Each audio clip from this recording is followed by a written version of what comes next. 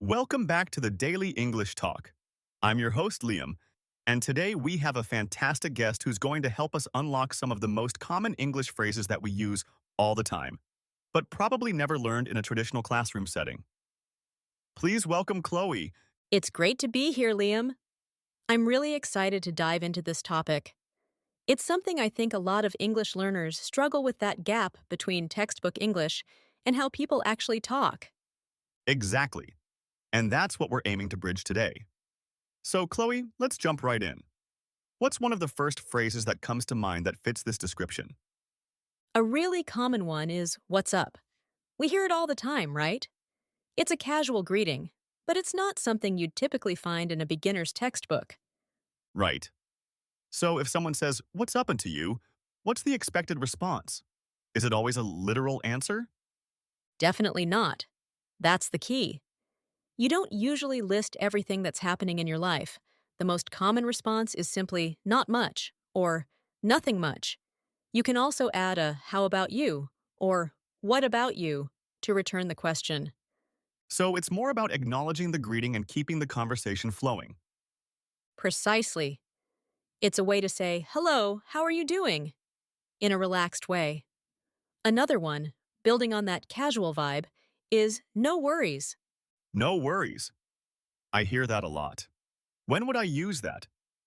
It's super versatile. You can use it when someone apologizes.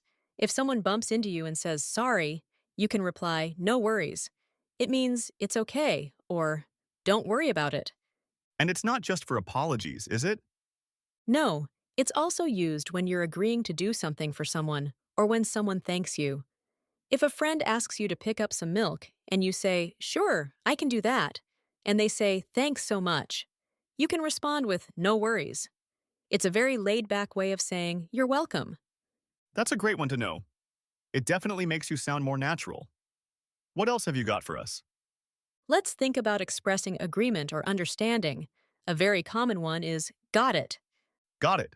So if someone explains something to me, I can say, got it? Exactly. It means "I understand" or "I've received the information." It's a concise way to confirm comprehension. You might hear it in a work context, like, "Make sure you send that report by 5 p.m." And the response is "got it." And it can also be used when you're agreeing to a request. Can you grab me a coffee? Got it. Yes, that's right. It signifies both understanding and an intention to act. Now, let's move to something that expresses a slight inconvenience or a minor problem. It's a bit much. It's a bit much. That sounds like it could be negative. It usually is, but in a mild way. It means something is excessive or a little overwhelming, or perhaps a bit rude.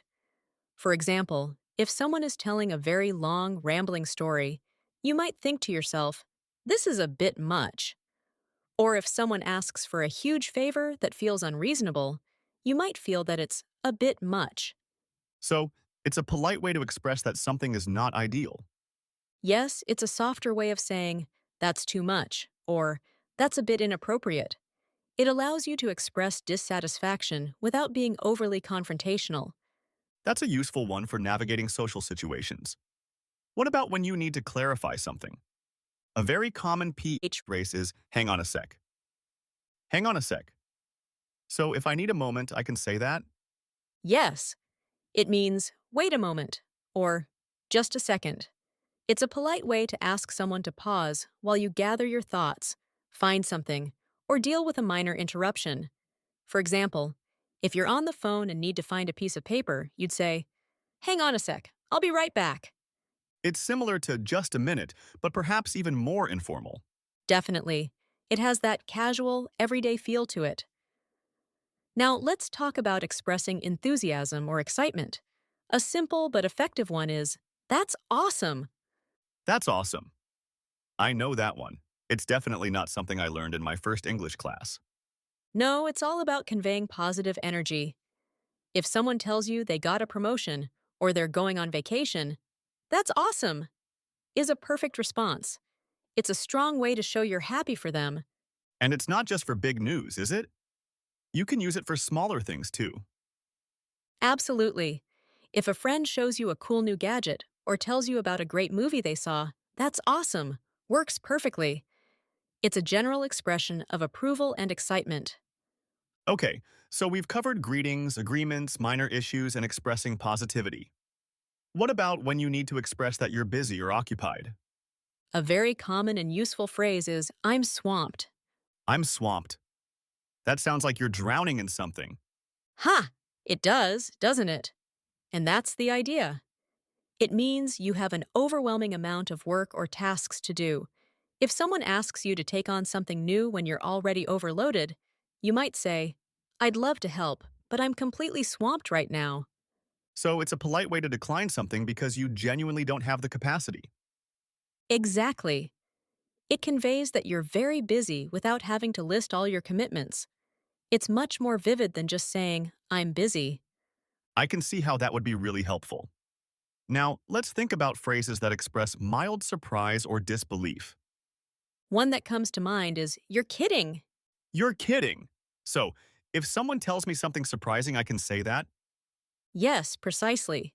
It means, You're joking, or I can't believe what you're telling me.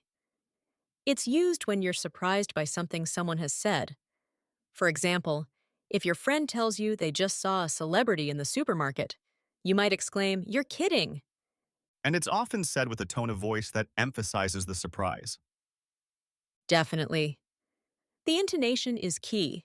It can also be used playfully, even if you do believe them, just to add a bit of emphasis to your reaction. What about when you're trying to get someone's attention politely? A very common phrase is, Excuse me.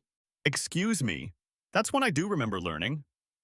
Yes, that's a good one that often does get taught, but it's so fundamental to everyday polite interaction that it's worth reinforcing. You use it to get someone's attention, to apologize for a minor offense like bumping into someone, or to politely interrupt. And you can also use it to ask someone to repeat themselves. Excuse me, could you say that again? That's right. It's incredibly versatile and essential for navigating social situations smoothly. Now, let's consider a phrase that expresses a lack of enthusiasm or interest. I'm not really feeling it. I'm not really feeling it. That's a very modern sounding phrase. It is. It's quite informal and expresses a lack of enthusiasm or desire for something. If your friends are suggesting going to a party that you're not excited about, you might say, I don't know, guys, I'm not really feeling it tonight. So it's a subtle way of saying I don't want to or I'm not interested. Exactly. It's less direct than saying, I don't want to go, which can sometimes sound a bit blunt. This phrase is softer and more about your personal inclination. That's a great one for navigating social plans. What about when you want to express that something is easy or straightforward? A very common idiom is, it's a piece of cake. It's a piece of cake. I've heard that. It means it's easy, right? Yes, it means something is very easy to do. If you're asked to complete a task that you find simple, you can say, Don't worry about that, it's a piece of cake. It's a very visual and memorable way to describe ease. It is, and it's used in all sorts of contexts, from academic tasks to practical jobs. Another one that's very common for expressing agreement or understanding, especially in a slightly more formal setting than got it, is understood. Understood? That sounds a bit more serious. It can be. It's often used in professional or military contexts, but you'll also hear it in everyday life when clarity and confirmation are important. If someone gives you instructions, saying understood confirms that you have received and comprehended the message. It's like a more formal version of got it. So it implies a clear grasp of the information. Precisely.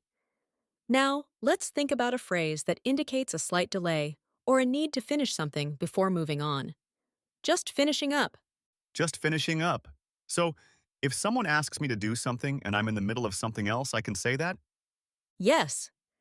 It means you're in the process of completing a task and will be available shortly. It's a polite way to acknowledge someone's request or presence while indicating that you need a few more moments to complete what you're currently doing. Can you help me with this? Sure, Just finishing up here. I'll be right with you. That's a very practical phrase for managing interruptions. What about when you want to express that something is not a big deal? A great one is, it's no biggie. It's no biggie. That sounds very casual. It is. It's a very informal and lighthearted way of saying, it's not a problem, or it's not important. If someone apologizes for something minor, like being a few minutes late, you can say, oh, it's no biggie. It's a more relaxed version of no worries, perhaps. Yes, it carries a similar sentiment, but is even more casual. It downplays the significance of a minor issue. Excellent.